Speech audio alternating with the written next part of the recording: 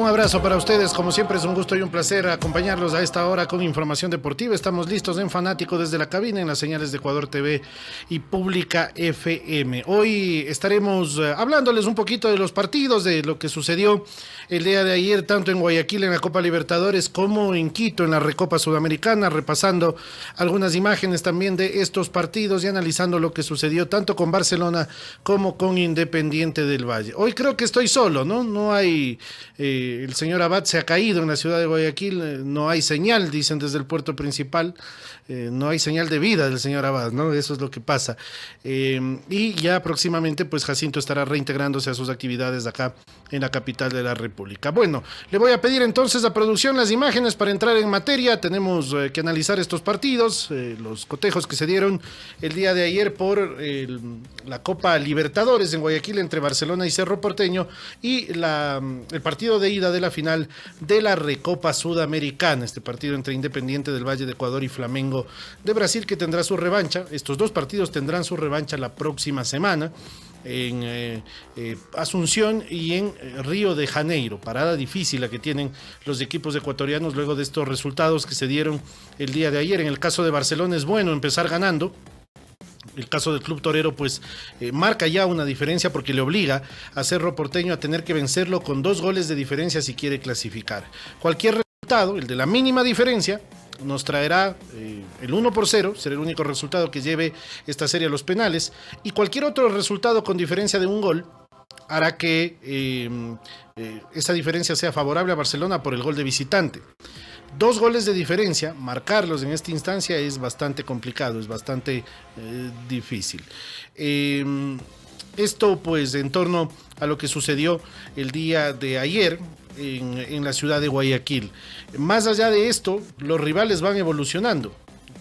Con Progreso, Barcelona tuvo la posibilidad de, digo yo, tener un rival importante, un rival que está en una copa y que le permitió a Fabián Bustos darse cuenta el equipo que quería conformar para esta temporada, y lo ha logrado.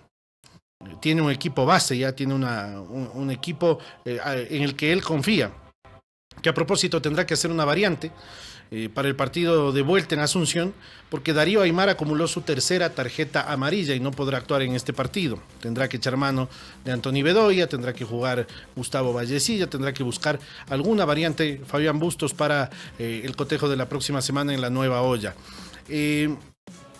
Luego con el Sporting Cristal, Barcelona supo sacar una gran diferencia en casa. Diferencia que le permitió inclusive hasta relajarse en los últimos minutos en Lima, porque eso pasó, eso sucedió. Barcelona ganaba el partido y en menos de 10 minutos le dieron la vuelta al encuentro. Esto significó que el cuadro torero pierda ya un compromiso y suenan algunas alarmas, ¿no? Y me parece que a veces es bueno estos golpes porque le permiten a un técnico entender algunas cosas y trabajar para corregirlas. A veces cuando hay pura victoria uno se obnubila y dice, bueno, el equipo está funcionando bien, no hay nada que corregir y vamos a seguir en lo mismo. Pero cuando se producen las derrotas uno entiende que hay algo para pulir. Y luego de eso viene Cerro Porteño, ¿no? Los rivales han ido avanzando un poquito más, mejor nivel para Cerro Porteño, un equipo que inclusive vino con bajas. Recordemos que hay se ha hecho presente pues una epidemia de dengue en Paraguay, y los jugadores pues han tenido que quedar, algunos de ellos en su país, no han podido viajar por esta enfermedad.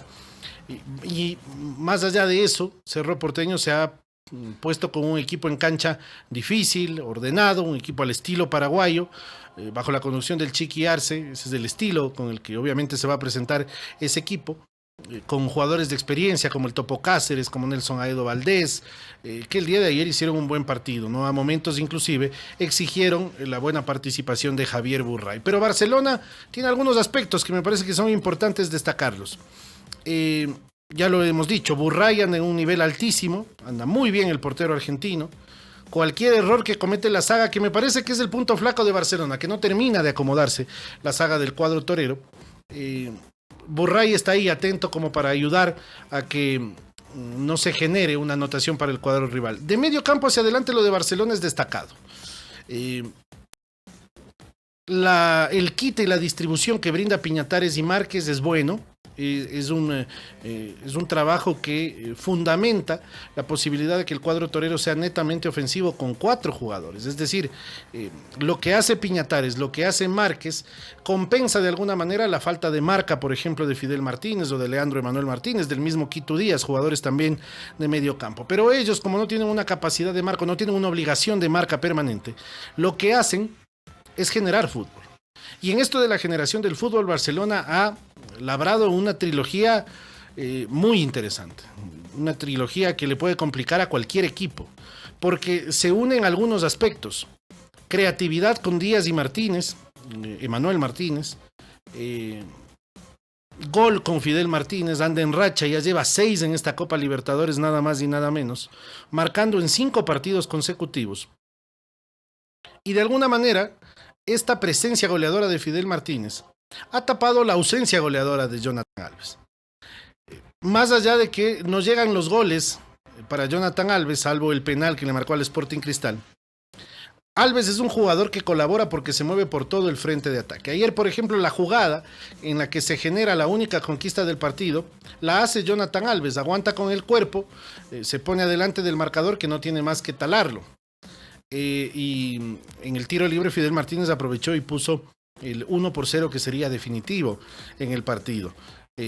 Así que la importancia que tiene Alves en el equipo es fundamental. Más allá, reitero, de que a veces los delanteros están en racha, le está pasando a Fidel Martínez, y a veces los delanteros no marcan goles y les cuesta, como es el caso ahora, no solo de ahora, de este 2020, sino de el último periodo de Jonathan Alves, en donde no pudo entregar la misma cantidad de goles que en el propio Barcelona y antes con la camiseta de Liga Deportiva Universitaria los había hecho. ¿Qué esperar para la vuelta? Esperar un partido, yo pienso que un partido similar, ¿no? Solamente habrá un cambio de iniciativa de Cerro Porteño, que tendrá que buscar el arco, pero no veo a un Barcelona escondiéndose. No creo que Barcelona tenga como norte ir a defender ese resultado, porque apenas es un gol para la estadística, un gol que puede llegar al minuto 2 por circunstancias de partido y que puede complicar absolutamente todo. Barcelona obliga con este resultado a su rival a marcar 2 anotaciones si lo quiere eliminar. Y tendrá que cuidar esa conquista con sabiduría, tendrá que manejar la pelota, tendrá que ser un equipo ordenado, tendrá que ser un equipo que, si genera y tiene posibilidades de gol, tendrá que ser efectivo. De lo contrario, puede complicarse esta serie. Recordemos que el ganador de esta eliminatoria entre Barcelona de Ecuador y Cerro Porteño de Paraguay será rival en el grupo A de Flamengo de Brasil, actual campeón de la Copa Libertadores. Será rival de Independiente del Valle de Ecuador, actual campeón de la Copa Sudamericana. Uno de estos dos equipos, además, cuando enfrente a Barcelona, será vigente y flamante campeón de la Recopa Sudamericana. Y además en ese grupo está Junior de Barranquilla, que tiene nada más y nada menos que en delantera a 2 seleccionados colombianos, ¿no? A Teófilo Gutiérrez y a Miguel Borja. Un equipo difícil jugando en Barranquilla y un equipo que en condición de visitante puede complicarle a más de uno. Así que para Barcelona, además, pasar de fase significa una buena taquilla. Ayer Barcelona tuvo 30.000 aficionados en su estadio. Esa es una taquilla importante. Más allá de que se espera que más gente colabore y vaya, 30.000 personas generan una taquilla nada despreciable. Están los premios por pasar de ronda, que eso es un aliciente y una motivación también. Barcelona por pasar primera, segunda ronda, y con las taquillas generadas en estas etapas ha sumado prácticamente $2 millones y sigue con esa pretensión de seguir en carrera para poder añadir más dinero a sus arcas, que lo necesita el cuadro torero, ¿no? Para la conformación de este plantel se necesita plata, para el mantenimiento de este plantel se necesita mucho dinero, y además para poder de alguna manera irse igualando en algunas deudas que apremian, deudas que están en la FIFA, deudas que no esperan, deudas que determinan además sanciones en la parte del puntaje y que puede perjudicar al cuadro torero en sus objetivos deportivos en esta temporada. Ojalá que a Barcelona le vaya bien la próxima semana jugando ante Cerro Porteño en Paraguay. En lo que se refiere a la Recopa Sudamericana, tuvimos un partido movido, un partido táctico, un partido muy interesante. Es bueno ver a los campeones de los torneos, ¿no? Y además ver a equipos que fueron campeones de forma reciente. ¿Qué pasaba antes? La Recopa Sudamericana la jugaban el campeón de la Libertadores, que se terminaba en el primer semestre del año, ante el campeón de la Sudamericana. Entonces, del campeón de la Sudamericana llegaba un poquito más fresco, ¿no? a estos certámenes. Aunque ni tanto, porque se jugaban a mitad de año, del año siguiente. Entonces, había pasado 6 meses del equipo campeón de la Sudamericana y había pasado un año del campeón del equipo de la Libertadores. Esos equipos a veces eran distintos. Esos equipos a veces ya no tenían a las máximas figuras que se iban después de buenas campañas con sus equipos. Ahora, la Conmebol acertadamente ha organizado este certamen en febrero y brinda la posibilidad de que los equipos tengan a la mayoría de los jugadores que se coronaron como campeones en el mes de noviembre del año 2019. Independiente con algunas variantes tácticas muy interesantes, arriesgadas pero interesantes. Para jugar de local me parece a mí que necesarias. Valoro mucho el hecho de que, por lo menos para mi gusto, Miguel Ángel Ramírez es un técnico estudioso de lo que necesita, de lo que viene y de lo que tiene.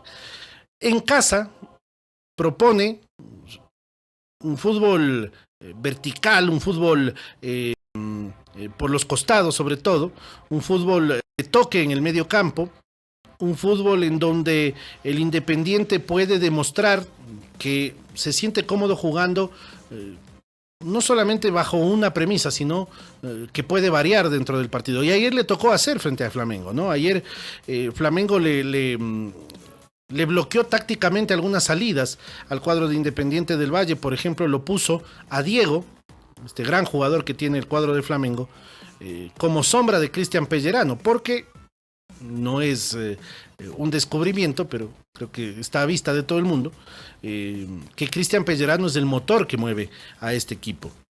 Y bajo esa circunstancia Diego se paró y trabajó muy cerca de Pellerano. Duró 45 minutos Diego en la cancha porque tuvo un desgaste importante ante un Pellerano que se mueve y busca balón en todo el medio sector. Y esto bloqueó de alguna manera Independiente. Pero Independiente se dio modos. Por ejemplo, apareció una jugada del propio Pellerano, un pase en profundidad a Gabriel Torres, que se metió en el área y remató desviado. Pudo haber significado la primera para el equipo de Sangolquí. Luego Independiente por los costados, les decíamos, con la velocidad que caracteriza a este equipo, formó tándems, formó equipos de trabajo, si se quiere utilizar el término, por los costados, y utilizó a John Jairo Sánchez y Chiqui Guerrero por el costado derecho, y a Beder Caicedo y Jacob Murillo por el costado izquierdo, para hacer permanente salida, para ser jugadores que no solamente manejen la pelota, sino también para el pase cruzado, jugadores que tienen la capacidad de ganar la línea de fondo, de hacer diagonales, un buen remate de media distancia, que pueden sorprender con un buen centro, y esto dio frutos, ¿no? La jugada del gol sale desde el costado derecho, en una acción entre Chiqui Guerrero y John Jairo Sánchez, lo talan a John Jairo, cerca del área, y la responsabilidad del tiro libre la toma Jacob Murillo. Los jugadores de Independiente y de Flamengo metidos en el área, esperaban el centro todos.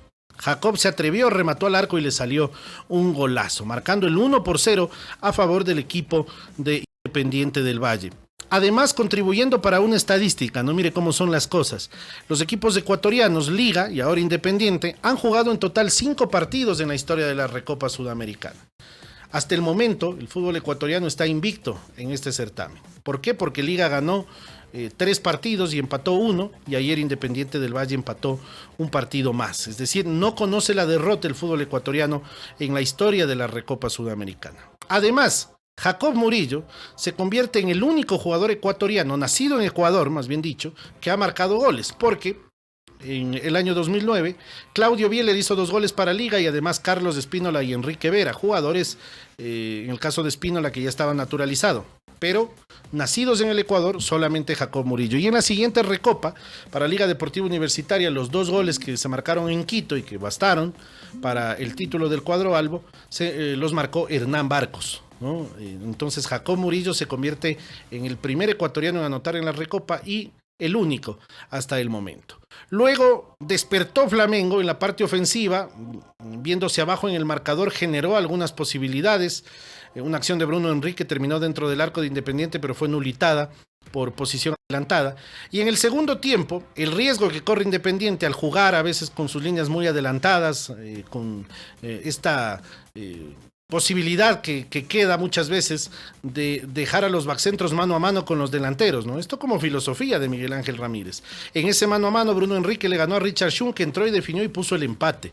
El 1-1 que dejó helados a los jugadores de Independiente, a su cuerpo técnico y también a los aficionados, que en un buen número se dieron cita al estadio Atahualpa. Y luego de esto, en un descuido de Beder Caicedo por el costado izquierdo, le cede la posibilidad del campo a uno de los jugadores brasileños, me parece que fue Everton, que lance el centro. No, fue Vitinho, me parece, Vitinho, que lance el centro y encuentra a Pedro, que marca el 2-1. Peor se ponía la situación para Independiente del Valle, que futbolísticamente no encontraba los caminos adecuados. Luego de esto, y ya casi al terminar el partido, en una nueva pelota cruzada que se transformó en la manera en que Independiente buscó ya en los últimos minutos, dejó el toque para encontrar la pelota cruzada e ir más directo al pórtico de Flamengo. Encontró a Jacob Murillo, que ingresó al área y lo talaron a Jacob Murillo. Penal a favor de Independiente, bien ejecutado por Cristian Pellerano. Esto significó el 2-2 que fue definitivo en el partido. Y que por lo menos a mí me parece que es un premio justo para lo que vimos en cancha. Porque no solamente se tiene que premiar, y muchas veces lo hemos analizado, ¿no? Hay veces que, por ejemplo, nos regalan una estadística en las transmisiones de fútbol y dicen posesión de pelota, 70-30. Y creemos que el que ha tenido la pelota el 70% de tiempo tiene que estar ganando 3 o 4-0 y no es así. La posesión no significa absolutamente nada dentro del marcador, es solamente una estadística. Tú puedes tener mucho el balón, pero puede ser poco efectivo. Tú puedes tener poco el balón, pero puede ser vertical y puede ser además contundente en el área rival. Le pasó a Flamengo el día de ayer, fue contundente. De las pocas posibilidades que generó, marcó 2 conquistas. Así que por eso me atrevo yo a decir que fue un justo premio. Y también para Independiente, que en cambio generó fútbol, hizo y trató de ser ofensivo, de buscar el arco de Flamengo. Pero, por ejemplo, tuvo 2 posibilidades en los pies de Torres y una en los pies de Chiqui Guerrero que no las pudo aprovechar, clarísimas, ¿no? Entonces, claro, el no ganar el partido es un premio a que no fuiste efectivo. Es un castigo por no ser efectivo, más bien dicho. Es un castigo porque las posibilidades que generaste no las pudiste meter en el arco rival. Entonces el empate es justo. ¿Qué esperar para la vuelta? Un Flamengo distinto. Un Flamengo que en su casa se hace fuerte con el manejo de la pelota y con la profundidad. Además, Flamengo recuperará a su delantero estrella, Gabriel Barbosa, el popular Gabigol, que le puede generar más de un inconveniente a la saga del Independiente del Valle. ¿Qué partido deberá ser Independiente? Un partido con mucho orden, con toque de pelota y posesión. Esto me parece que es fundamental. Independiente trabaja mucho en la posesión y en el cotejo de vuelta será fundamental que tenga la pelota. Si tiene la pelota, puedes llegar a desesperar y puedes llegar a maniatar al cuadro de Flamengo. Ceder campo y terreno sería bastante difícil. Sería bastante complicado que el cuadro de Independiente del Valle le pueda ceder el terreno al equipo de Flamengo, porque los brasileños tienen muchos argumentos como para marcar una diferencia en el partido. Bueno, esto en relación a los partidos que se jugaron ayer. Un poquito más tarde, hoy estará jugando el Nacional ante Fénix en el Estadio Olímpico Atahualpa en Quito. Los puros criollos buscan levantar la serie de Copa Sudamericana, en donde están en desventaja. Recordemos que en el partido de ida Fénix ganó 1-0 y el Nacional hoy está obligado a ganar por 2-0 en este encuentro. No será una tarea fácil, sobre todo pensando en que el Nacional es un equipo que se está conformando, que si bien es cierto tiene mucha experiencia dentro de algunos torneos internacionales, no es menos cierto que hay que trabajar en función de esto, ¿no? No es fácil que las cosas se den así nomás. Hay que trabajar y hay que brindarle la posibilidad a estos jugadores que se puedan conocer también. Por más experiencia que tengan, son elementos que necesitan en cancha determinar qué es lo que pueden hacer y qué es lo que pueden realizar sus compañeros también, ¿no? Movimientos, mecanización para esto. Bueno, y al momento está jugando Emelec ante Blooming, ¿no? Este partido se está jugando en el Estadio Capuel, en la ciudad de Guayaquil. Está ganando Emelec 2-0 ante el Blooming. Recordemos que en la ida le ganó 3-0. La serie está 5-0 a favor de los eléctricos. Han pasado sobrados los azules esta serie de la Copa Sudamericana. Ya están ubicados. Se convierte en el primer equipo ecuatoriano que clasifica en Copa Sudamericana a la siguiente ronda, recordando que el martes Sociedad Deportiva Aucas quedó eliminado, apenas en el último minuto Vélez Sarsfield pudo marcar el gol que le dio la clasificación y que, como les decíamos, el Nacional hoy tiene que buscar su boleto frente al Fénix y que la próxima semana la Universidad Católica tendrá que remontar un 0-4 en contra frente al cuadro de Lanús. Emelec ya inscribe su nombre en la siguiente fase de la Copa Sudamericana y esta es una buena noticia para el cuadro eléctrico. Que de alguna manera nos está demostrando lo que habíamos hablado, ¿no? Mucha gente se preguntó cuál era el objetivo, por ejemplo, de llevar una pretemporada a Europa. Y yo creo que Emelec le está brindando satisfacciones de esa decisión al momento. Porque con el plantel que tiene, lo conformó antes de viajar a la pretemporada. El único jugador que se unió después fue José Francisco Ceballos y luego viajó un juvenil, pero por la lesión de José Hernández. Pero el resto de jugadores estaban ya con una situación arreglada con el cuadro eléctrico. Estos jugadores viajaron a Europa, convivieron, entrenaron, jugaron 2 partidos amistosos importantes, 2 partidos amistosos ante equipos de primera categoría. Jugaron ante el CETIF de Argelia y jugaron ante el CFR Club de Rumania. Luego de esto vinieron, jugaron un partido de presentación frente a la Liga de Portoviejo y luego les tocó afrontar ya la Copa Sudamericana. Emelec es un equipo que hoy tiene la posibilidad de contar ya con un plantel base, eso es lo que ha generado Ismael Rescalvo en estos partidos, con muy buenas alternativas también en la banca de suplentes que le pueden cambiar la imagen al equipo cuando así sea necesario y así el técnico lo decida. Buen inicio de Emelec, más allá de que el rival te brinde las facilidades del caso, más allá de que el rival no haya sido un equipo que te podía complicar en la serie, más allá de eso, hay que pasar estas series, ¿no? Porque muchas veces se dan las sorpresas, porque te duermes o porque te confías. Pero Emelec ha pasado con solvencia, ¿no? 5-0 en el global, sin lugar a dudas, pues es algo que hay que valorar en el cuadro eléctrico que está pasando sin ningún inconveniente de esta serie frente al Blooming de Bolivia, ¿no? Ahí está con la posibilidad también de ver a jugadores que se reencuentran con las redes. Marcó Robert Burbano, por ejemplo, uno de los jugadores que llegó luego de ser campeón con el Delfín, de vuelta al cuadro del Club Sport Emelec. Bueno, esto en relación a lo que significa la participación internacional de los equipos ecuatorianos. Tendremos más participación de equipos nacionales la próxima semana. Tendremos de vuelta a la Católica, que les decíamos, tendremos jugando a Barcelona frente a Cerro Porteño en Paraguay y tendremos a Independiente del Valle también jugando su partido de vuelta de la final de la Recopa Sudamericana frente al cuadro del Flamengo. Les vamos a contar también un poquito sobre el Campeonato Ecuatoriano de Fútbol. Se viene la segunda fecha, una segunda jornada que sin lugar a dudas genera mucha expectativa, ¿no? Esto de que los tiempos son menores para el error me parece que es importante, ¿no? Saludamos al señor Figueroa también que se despide por acá, no importa, estamos en vivo, señor Figueroa, así que no hay ningún inconveniente, ¿no? Esto de minimizar el error por el tiempo me parece que les pone obligaciones a los equipos. Antes, el verso era fácil, ¿no? Para un técnico. Perdías las 3, 4 primeras jornadas y decían los técnicos, esto recién empieza. Tenemos un campeonato para largo. Hoy, las 15 primeras jornadas ya nos entrega el nombre de un finalista. Las siguientes 15 jornadas tendrán doble tabla de posiciones. De las 15 jornadas para entregarnos un segundo finalista y la acumulada que determinará el lugar en que te ubicas y si llegas o no llegas a un torneo internacional, si te quedas en el limbo o si te vas a la promoción. Porque este año, recordemos, habrá promoción, no habrá un descenso directo, habrá promoción con los equipos de la Serie B del fútbol ecuatoriano. Esto hace que los equipos tengan que minimizar el error. Entonces, ¿qué pasó en la primera fecha? Independiente hizo sus deberes y ganó de local. Aucas perdió 3 puntos en condición de local, cayó ante Delfín y Delfín gana ya su partido, su primer partido en condición de visitante, sumando 3 puntos que tiene que refrendarlos con buenas actuaciones en casa. Liga ganó de visitante, el Cuenca tiene que recuperar esos puntos que perdió ante Liga.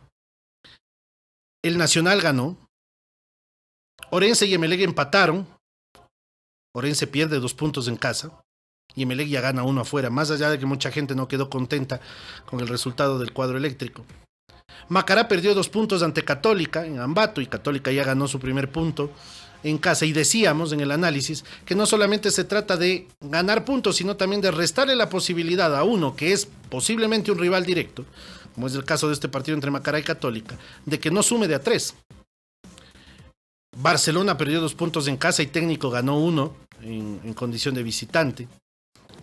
Y esto nos invita a pensar de que el campeonato ecuatoriano de fútbol tendrá mucho movimiento en estas 15 primeras jornadas. Inclusive podría tener una sorpresa. Miren qué es lo que pasa. Hoy Independiente del Valle tendrá que pensar muy bien sobre qué equipo poner el sábado ante Liga, con el afán de precautelar a sus jugadores para el próximo miércoles la vuelta en la final de la Recopa Sudamericana. Lo mismo tendrá que hacer Barcelona, que tiene un partido importante frente a Delfín en Manta. Los equipos tendrán que ir buscando cómo cuidar a sus jugadores. La Católica jugará el sábado ante Orense y estará jugando la próxima semana por Copa Sudamericana frente a Lanús. Hay equipos que han cerrado su participación internacional, como es el caso de Macará y Aucas, que se pueden tornar peligrosos en el campeonato porque ellos tienen un tiempo de ventaja en el trabajo sobre otros equipos y además tienen partidos ya de competencia. Hay equipos que en este momento, como es el caso del Club Sport Emelec, está cerrando su competencia internacional por el momento. Para que Emelec vuelva a jugar en la Copa Sudamericana tendrá que esperar a que se terminen los grupos de la Copa Libertadores, esto es en mayo, y además que pase la paralización de los torneos en Sudamérica por la realización de la Copa América. Es decir, Emelec en la Copa Sudamericana estará de vuelta en julio. Así que ese Emelec se torna también difícil dentro del campeonato ecuatoriano de fútbol. Es un equipo al que hay que tomar en cuenta como uno de los favoritos para estas 15 primeras jornadas. ¿Los calendarios jugarán a favor o en contra? No lo sabemos. Hay equipos que tendrán 8 partidos de local y 7 de visitante, y hay otros que tendrán 7 de local y 8 de visitante. Esta es una circunstancia. Los calendarios a veces juegan siempre y cuando tú los aproveches. Hay veces que, por ejemplo, tienes 2 partidos consecutivos en casa y de esos 6 puntos sumas 4. Has perdido 2 y no los has aprovechado del todo. Hay veces que tienes 2 partidos de visitante y ganas los 2 partidos y haces 6 fuera de tu reducto. Los estás aprovechando muy bien. Son circunstancias que brindan los calendarios. De todas maneras, creo que por el momento hablamos de Emelec, hablamos de Macará, hablamos de Aucas. Es posible que la misma Universidad Católica se enfoque netamente en el campeonato porque tiene la serie muy difícil ante Lanús. Situación que no será tan fácil para los equipos que, por ejemplo, iniciarán su participación en Copa Libertadores. La primera semana de marzo, ya jugada la tercera jornada del Campeonato Ecuatoriano de Fútbol, la primera semana de marzo nos entregará participación de Liga ante River Plate de Argentina en casa. Difícil. Delfín ante Olimpia. Delfín en Manta ante Olimpia de Paraguay. Complicado. Y si clasifica Barcelona, tendríamos el partido entre Barcelona e Independiente del Valle en la ciudad de Guayaquil, ¿no? Estos 4 equipos, yo veo muy difícil que puedan apostar a jugar 2 torneos a la vez. Estoy seguro que en el fútbol ecuatoriano no hay ningún plantel, ningún club, ninguna plantilla que pueda actuar con la misma solvencia en 2 torneos. De hecho, creo que en el mundo es muy difícil poder encontrar un equipo que pueda tener esa capacidad. Es muy complicado. Y bajo ese argumento habrá que priorizar. Si el objetivo es pasar de ronda en la Copa Libertadores, bueno, es posible que estos equipos mencionados, estos 4 equipos ecuatorianos, 3 seguros y uno que está en la pelea por acceder como Barcelona, prioricen y no peleen las 15 primeras jornadas del torneo y pongan toda la carne en el asador para la segunda parte. Habrá solo un ganador en las 15 primeras fechas. ¿Se imaginan ustedes el torneo que se viene en la segunda parte del campeonato? Todos buscando ese cupo a la final y el título. Será muy interesante realmente este campeonato ecuatoriano de fútbol al que hay que ponerle muchísima atención porque en definitiva pues los equipos han entendido que dentro de la competencia del campeonato, fecha a fecha y jornada a jornada, se están jugando cosas importantes. Esto, reitero, este sistema de campeonato, no hay sistemas perfectos, todos los sistemas son a momentos beneficiosos para uno y perjudiciales para otros. Hay sistemas que mucha gente los mira como justos y hay otros que los mira como injustos. Por ejemplo, el sistema del año pasado para mucha gente fue injusto. De todas maneras, pues vale la pena decir que si ya uno conoce cómo se va a jugar el torneo, las cartas están sobre la mesa, las cartas están echadas y usted tiene que, bajo esos argumentos, tratar de sobrellevar esta situación. Esto en torno al campeonato ecuatoriano de fútbol que nos entregará emociones este fin de semana. Bueno, estamos también muy cerca ya de la realización de la primera y segunda jornadas de las eliminatorias mundialistas sudamericanas rumbo a Qatar 2022. Con algunas preocupaciones, por lo menos de mi parte, y en estos últimos minutos de la programación las vamos a dialogar un poquito. Se dice que la convocatoria de la selección sería el 20 de marzo. Y yo digo, Ecuador juega el 26. Apenas 6 días. Y en esos 6 días hay que tomar en cuenta algo. Seguramente los jugadores estarán avisados antes, ¿no? Y tomarán las precauciones del caso. Pero igual. Se reúnen el 21 de marzo. Viajan el 22 de marzo. Tienen un par de días para habituarse a Montevideo. Reconocen la cancha y juegan. Esos 2 días de entrenamiento que tendrán que ser aprovechados por parte de Jordi Cruyff, no solamente para ese partido frente a la selección de Uruguay, sino pensando en lo que se vendrán 5 días después. En esos 5 días después del primer partido, Ecuador tiene que volver al país, la selección de Ecuador tiene que volver al país y tratar de sumar un par de entrenamientos más. 4 entrenamientos son suficientes para poder amalgamar, para poder gestionar un equipo que se presente de buena manera. En el caso del partido con Uruguay son 2 entrenamientos máximo. Y preocupa realmente el tema porque inquieta saber qué es lo que quiere Jordi Cruyff. ¿Qué jugadores pretende ponerlos? Yo estimo y creo conveniente que la selección ecuatoriana de fútbol convoque jugadores con experiencia. Convoque elementos, no elementos que ya están retirados de la selección o no jugadores que ya por su propio nivel tienen que ser descartados. No, jugadores con experiencia. Por ejemplo, Ener Valencia es un jugador de experiencia. No es un jugador que esté fuera del alcance de la selección. Él quiere venir, las fuerzas le dan, es un hombre vigente. Hay otros jugadores que han cerrado ya su capítulo en la selección. Tenemos la posibilidad de conformar un buen equipo. Tenemos la posibilidad de llamar a jugadores que se sumen al seleccionado ecuatoriano y poder hacer un muy buen plantel. A nivel internacional, por ejemplo, tenemos a Alexander Domínguez atajando en Argentina. Tenemos en defensa a Robert Arboleda. Tenemos a Javier Arriaga jugando en los Estados Unidos. Tenemos a Pervis de Estupiñán siendo titular semana a semana en el fútbol de España. Tenemos jugadores como Pedro Pablo Velasco, como Andrés López, como Pedro Pablo Perlaza, por el costado derecho, que han hecho muy buenos torneos ecuatorianos, no solamente el año 2019, sino antes. Jugadores regulares. En medio campo tenemos elementos que militan en el fútbol del extranjero que pueden darnos una gran mano para poder conformar una muy buena selección. No sé cuál sea el pensamiento, por ejemplo, de Cruyff sobre el tema Cristian Novoa. Está Jefferson Orejuela, está el mismo Jefferson Alfredo Intriago, que fue la pareja que terminó jugando las eliminatorias pasadas. Está Jackson Méndez.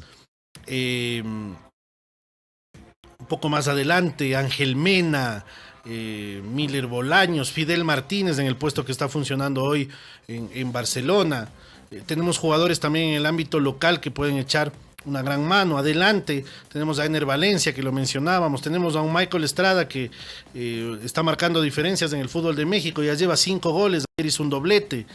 Es decir, sí se puede conformar una selección que esté a la altura de jugar una eliminatoria. Después los resultados serán circunstanciales. Y serán circunstanciales porque, de alguna manera, estas 2 jornadas de marzo llegan en un momento que no es fácil para ninguna selección. ¿Qué pasa en marzo? Un momento de definiciones en algunos torneos en Europa, por ejemplo. Torneos importantes como la Champions entran en etapas decisivas. En Sudamérica se está jugando la fase de grupos de la Copa Libertadores. Los campeonatos en Sudamérica inician, y en el caso de Ecuador ya con una exigencia. Es decir, las selecciones tienen poco tiempo para trabajar.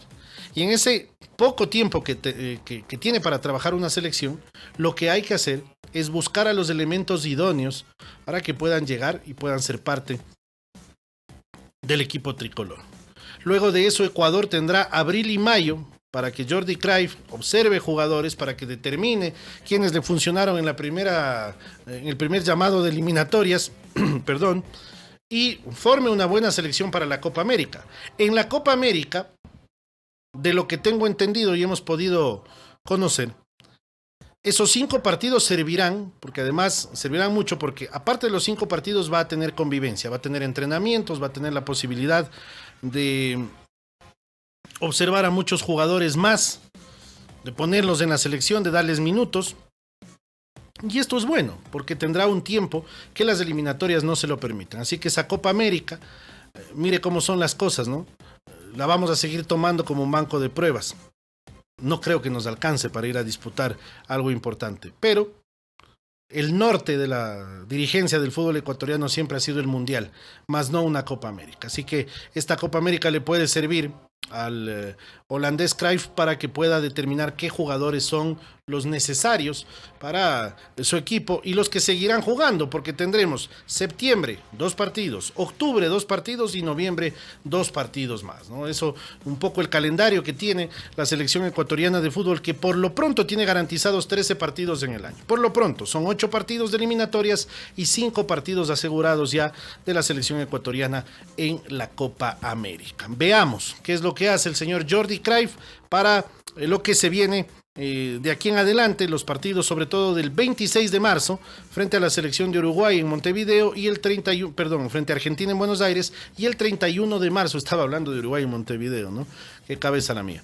Y el 31 de marzo sí ante Uruguay, pero en la capital de la República. Ecuador visita a Argentina en Buenos Aires en el primer compromiso. Esto lo que tenemos para contarles del día de hoy. Estamos llegando a la parte final de este trabajo informativo de Fanático desde la cabina, generado a través de las señales de Public FM y Ecuador TV. No se vayan de la sintonía de estos importantes medios. Viene noticias a través de Pública FM y vienen también programaciones importantes en Ecuador TV. Nos vamos, un abrazo, muchísimas gracias. Fanático presentó Desde la Cabina. Desde la Cabina.